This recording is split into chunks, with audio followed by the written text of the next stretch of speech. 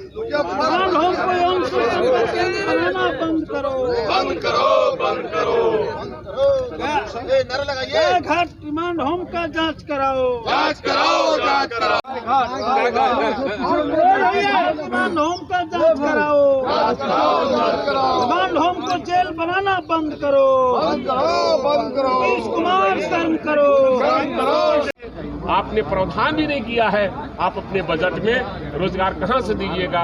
इसलिए युवाओं को झांसा देना सरकार बंद करे। अरे रोजगार दो,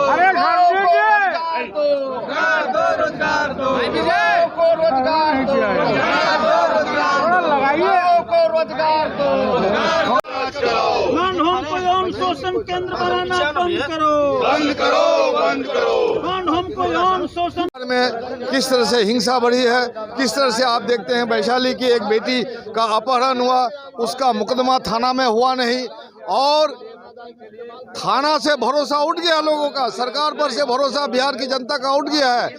जिस दबंग के बेटे ने अपहरण किया, बलात्कार किया, थाना नहीं जाके उसी के मकान में गरीब जाके उसको भीख मांगता है कि हमारी बेटी को लौटा दीजिए, बलात्कार हुआ तो हुआ, सुरक्षित लौटा दीजिए। 2 दिन के बाद उस बेटी की लाश मिली। आप देखते हैं मुजफ्फरपुर बालिका गृह कांड से किस तरह से बिहार ही नहीं पूरा देश हिल गया था।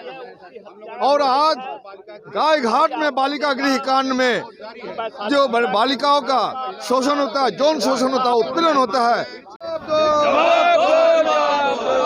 बालिका गृह के बच्चियों का यौन शोषण जवाब दो। वादा किया था चुनाव के वक्त में कि 19 लाख बेरोजगारों को हम रोजगार देने का काम करेंगे।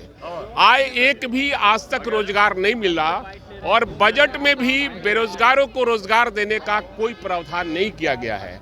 तो सरकार कहीं न कहीं जुमलेबाजी कर रही है, युवाओं को झांसा दे रही है और युवाओं के जो ये भविष्य है उसको चौपट करने का काम कर रही है। इसलिए मैं मांग करता हूं आपके माध्यम से सरकार से कि आपने वादा किया है, हम आपके वादा को याद दिला रहे हैं कि आपने जनता के सामने वादा किया था कि 19 लाख बेरोजगारों को रोजगार देंगे, लेकिन आज तक आपने प्रावधान भी नहीं किया है। आप अपने बजट में रोजगार कहां से दीजिएगा।